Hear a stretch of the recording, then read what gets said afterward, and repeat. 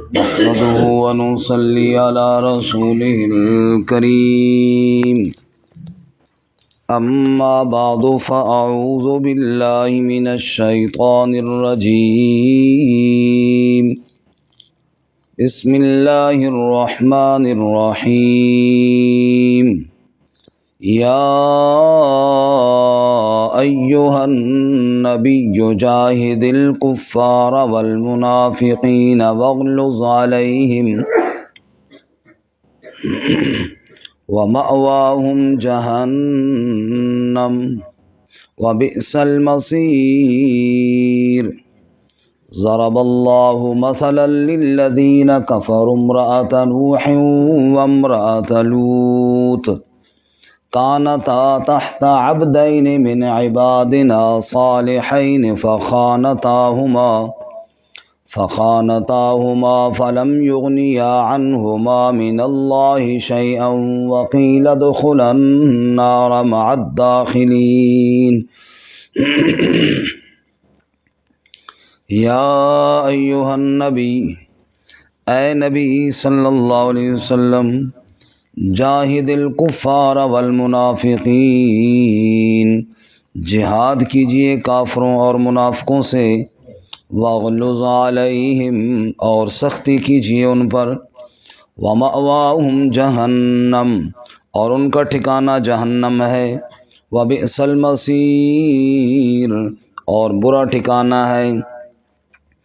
ضرب اللہ مثلا للذین کفروا امرأة نوح وامرأة لوط، بیان کی اللہ تعالیٰ نے مثال ان لوگوں کے لیے جنہوں نے کفر کیا، نوح علیہ السلام کی بیوی اور لوط علیہ السلام کی بیوی کی، کانتا تحت عبدین من عبادنا صالحین، وہ دونوں میرے نیک دو بندوں کے ماتحت تھیں، فخانتاہما، پس خیانت کی ان کی، فلم یغنیا عنہما من اللہ شیئا، پس نہ کام آئے وہ ان سے اللہ کے عذاب سے کچھ بھی۔ وقیل ادخلا النار مع الداخلین،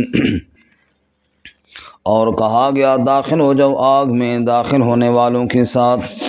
سبحان ربک رب العزت عما یصفون وسلام علی المرسلین والحمد للہ رب العالمین۔ اللہم صل علی محمد وعلی آل محمد کما صلیت علی ابراہیم وعلی آل ابراہیم انک حمید مجید۔ اللہم بارک علی محمد وعلی آل محمد کما بارکت علی ابراہیم وعلی آل ابراہیم انک حمید مجید۔ معزز سامعین، سورۃ التحریم آیت نمبر 9 اور 10 تلاوت کی۔ اللہ رب العزت ان آیات کے مطابق صحیح بیان کی توفیق عطا فرمائے اور ہمیں قرآن و سنت پر عمل کرنے کی توفیق عطا فرمائے۔ اس سے قبل اللہ اور اس کے رسول کی اطاعت اور دین اسلام پر چلنے کا حکم ہم نے سنا اور پڑھا ہے۔ آج کے سبق میں اللہ اپنے نبی صلی اللہ علیہ وسلم کو جہاد کا حکم ارشاد فرماتے ہیں، کیونکہ دعوت کے ساتھ ہی جہاد بھی ہے۔ دعوت اور جہاد در حقیقت ایک ہی چیز ہے۔ فرمایا کہ بعض لوگ سلیم الفطرت ہوتے ہیں، اچھی طبیعت والے ہوتے ہیں، وہ دعوت اور دلائل سے بات مان لیتے ہیں۔ بعض لوگ ضدی، ہٹ دھرم اور شریر ہوتے ہیں، ان کی شرارتوں کو روکنے کے لیے جہاد کا حکم دیا گیا ہے۔ جیسا کہ سورۃ الحدید میں ہم اس سے پہلے پڑھ چکے ہیں کہ اللہ تعالیٰ نے کتاب نازل کی جس میں واضح دلائل ہے، اور ساتھ ہی فرمایا وَأَنزَلْنَا الْحَدِيدَ فِيهِ بَأْسٌ شَدِيدٌ، پھر اللہ نے لوہا بھی بھیجا جس میں لڑائی کے سامان موجود ہیں۔ تو جو دلائل سے نہ مانے اس کے لیے سزا اور جہاد کا حکم دیا گیا ہے۔ 4 کتاباں عرشوں اتریاں تے 5واں اتریا ڈنڈا، ڈنڈے باج صدا نہیں ہوندا بے دینا دا گھنڈا۔ حضرت سلطان باہو رحمۃ اللہ علیہ نے فرمایا کہ جو ان کتابوں سے نہ مانے اس کے لیے پھر جہاد کا میدان ہے۔ یہاں پہ حکم دیا گیا ہے کہ کافروں اور منافقوں سے جہاد کرو، لیکن جس جہاد میں فرق ہے، کافروں کے ساتھ تو جہاد رسول اللہ صلی اللہ علیہ وسلم نے میدان میں کیا، بدر میں، احد میں، خندق میں، جتنے بھی جہاد ہوئے سب کافروں سے ہوئی۔ مسلمانوں کے خلاف تو نعوذ باللہ تلوار اٹھانے کی اجازت بھی نہیں، مسلمانوں کے ساتھ تو شیر و شکر رہنے کا حکم دیا گیا ہے۔ بہرحال جتنے بھی جہاد ہوئے کافروں کے ساتھ ہوئے میدان میں۔ اب رہے منافق، ان کے ساتھ بھی جہاد کا تو حکم دیا گیا ہے، لیکن وہ جہاد کیسے ہوگا اور اس کا کیا طریقہ ہوگا، تو وہ طریقہ خود قرآن مجید نے دوسرے مقام پر بیان کیا ہے۔ اگر آپ آسانی سے نکال سکیں تو 19واں پارہ نکال لیں۔ سورت کا نام ہے سورۃ الفرقان، صفحہ نمبر ہے 329، 329 سورۃ الفرقان، صفحہ نمبر 329، آیت نمبر 50۔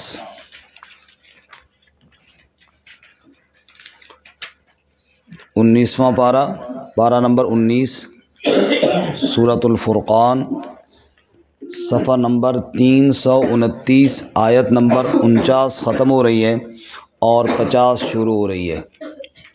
اللہ فرماتے ہیں وَلَقَدْ صَرَّفْنَاهُ بَيْنَهُمْ لِيَذَّكَّرُوا وَلَقَدْ صَرَّفْنَاهُ بَيْنَهُمْ لِيَذَّكَّرُوا، اور یقیناً ہم نے پھیر پھیر کر آیات کو ان کے درمیان بیان کیا تاکہ وہ نصیحت حاصل کرے۔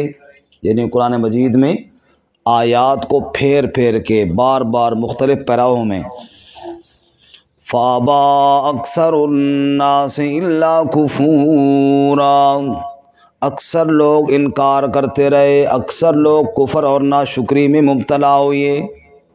وَلَوْ شِئْنَا لَبَعَثْنَا فِي كُلِّ قَرْيَةٍ نَذِيرًا، اگر ہم چاہتے تو ہر بستی میں ایک ڈرانے والا بھیج دیتے، لیکن ہم نے پوری کائنات کے لیے محمد الرسول اللہ صلی اللہ علیہ وسلم کو رسول بنا کر کے بھیجا ہے۔ فَلَا تُطِعِ الْكَافِرِينَ، اے میرے محبوب یہ جو کافر، منافق بھی اندر سے تو کافر ہی ہوتے تھے نا، جو اوپر سے لبادہ ایمان کا اوڑھ کر آپ صلی اللہ علیہ وسلم کو مشورے دیتے یوں کریں وہ کریں۔ فَلَا تُطِعِ الْكَافِرِينَ، آپ ایسے کافروں کی بات بالکل نہ مانیں۔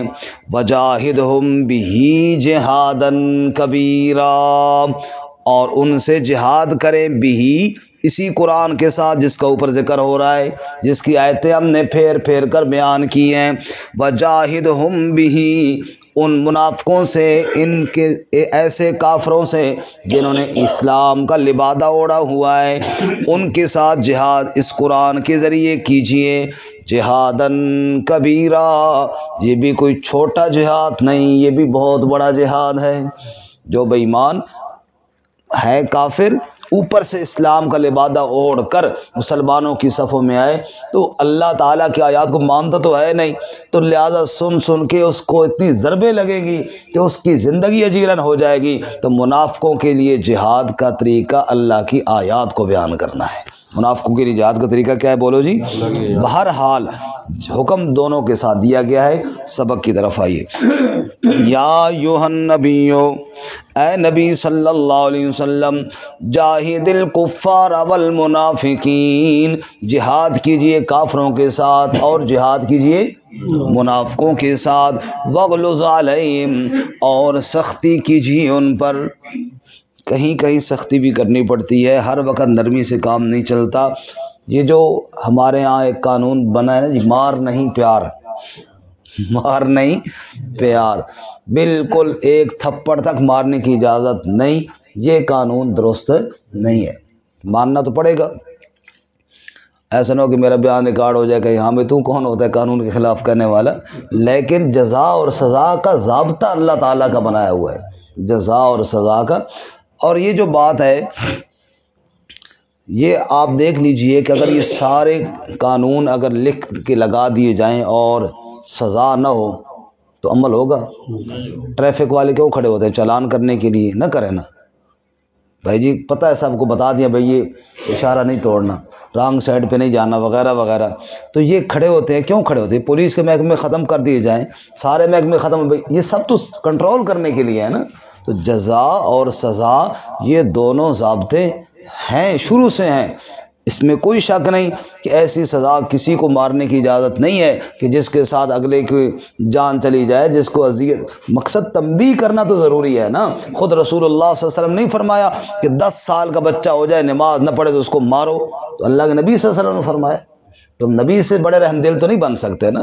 رسول اللہ صلی اللہ علیہ وسلم نے خود ارشاد فرمایا، وہ آدمی اللہ یعنی حضرت معاذ کہتے ہیں مجھے نبی صلی اللہ علیہ وسلم نے 10 نصیحتیں کی، ان میں ایک یہ بھی تھی کہ گھر والوں کو تنبیہ کے لیے کوڑا یا لکڑی کوئی چیز لٹکا کے رکھو، لیکن ان کو پتہ ہو کہ ڈنڈا پڑا ہوا ہے، اگر گڑبڑ کی تو مار پڑے گی۔ تو یہ روب اور یہ نصیحت اور یہ روکنا یہ تو حکم ہے اللہ رسول کا۔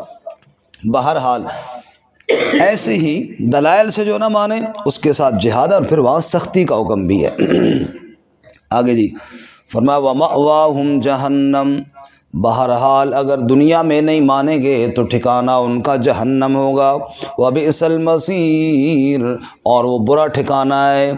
سوال پیدا ہوتا ہے بعض دفعہ بڑے بڑے لوگ جی وہ بھی کفر کر لیتے ہیں، وہ بھی جہنم میں جائیں گے؟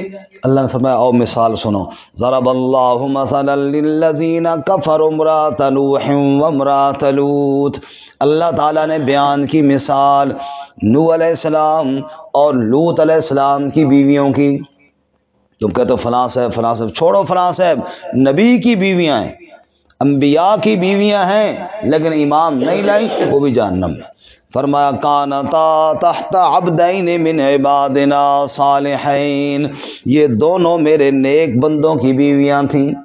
اللہ کے نبی نوح علیہ السلام 950 سال تک اللہ کی توحید کے ترانے گاتے رہے، اور ہماری طرح یہ نہیں کہ تھوڑا تھوڑا، نہ دعوت قومی لیلا و نہارا، سورہ نوح میں رات کو بھی دعوت دی، دن کو بھی دعوت دی۔ اعلنت لہم واسررت لہم اسرارا، اعلانیہ مجموع میں بھی جا کے سمجھایا، ایک ایک بندے کو پکڑ پکڑ کے الگ الگ بھی سمجھایا۔ 950 سال گزر گئے لیکن بیوی اور بیٹا بھی ایمان نہ لائے۔ معلوم ہوا کسی کی دعوت پہ اخلاص پہ شک نہیں کرنا چاہیے۔ وہ جی فلانا جی بندہ بہت چنگا ہو گیا، وہ اگر اچھی دعوت دیتا ہوتا بیٹا نہ مان لیتا، فلانا آدمی اگر اچھا ہوتا اس کا بیٹا کون بگڑا ہوا ہے، یہ کسی کے اختیار میں نہیں ہے۔ نوح علیہ السلام سے اچھا کون ہوگا؟ اللہ کے نبی سے زیادہ مخلص کون ہوگا؟ اور رات دن روتے روتے دعوت دیتے رہے اور کہتے یا قوم اعبدوا اللہ، او میری قوم اللہ کی عبادت کرو، ما لکم لا ترجون للہ وقارا، وہ کانوں میں انگلیاں ڈال کے بھاگ جاتے۔ نوح علیہ السلام دعوت دیتے رہے، باقی تو رہی بات اپنی جگہ پہ، اپنی گھر والی بھی نہ مانی۔ معلوم ہے ہدایت کس کے پاس ہے؟ حضرت بلال رضی اللہ تعالیٰ عنہ فرمایا کرتے تھے شکر ہے میرے مولا ہدایت تو نے اپنے ہاتھ میں رکھی ہے، ورنہ بلال جیسے غریب کو کون ہدایت دیتا۔ اللہ فرماتے ہیں کانتا تحت عبدین من عبادنا صالحین، نوح علیہ السلام کی بیوی دیکھو، لوط علیہ السلام کی بیوی دیکھو، قوم کتنی بری عادتوں کے اندر مبتلا ہے، اور لوط علیہ السلام کی بیوی اللہ کے نبی کی بیوی ہے لیکن نبی کی بات ماننے کے لیے تیار نہیں ہے۔ فخانتاہما، انہوں نے خیانت کی، خیانت سے مراد عزت کی خیانت نہیں، خیانت سے مراد ناموس کی خیانت نہیں بلکہ دعوت کی خیانت ہے۔ جو انبیاء کی دعوت تھی اس دعوت میں خیانت کی، اور کفار کے ساتھ رابطے رکھے، اور کفار کو اطلاع دیتی رہیں کہ نوح علیہ السلام اور لوط علیہ السلام یہ کر رہے ہیں اور وہ کر رہے ہیں۔ اللہ تعالیٰ فرماتے ہیں نبی کی بیوی ہو، کتنا اونچا اس کا مقام ہے، اور پھر ایمان نہ لائے، اللہ کہتے پھر میں رشتہ داریوں کو نہیں دیکھتا، رشتہ داریوں کو نہیں دیکھتا۔ ایمان لے آیا بلال تو وہ کامیاب ہو گیا، ایمان نہیں لایا ابو لہب تو وہ ناکام ہو گیا۔ تو رشتہ داریاں نہیں چلتی کہ فلانے کا رشتہ دار تو فلانے کا رشتہ دار، نہ، اللہ فرماتے ہیں فلم یغنیا عنہما من اللہ شیئا، یہ رشتہ اللہ کے عذاب سے کچھ بھی کام نہ آیا۔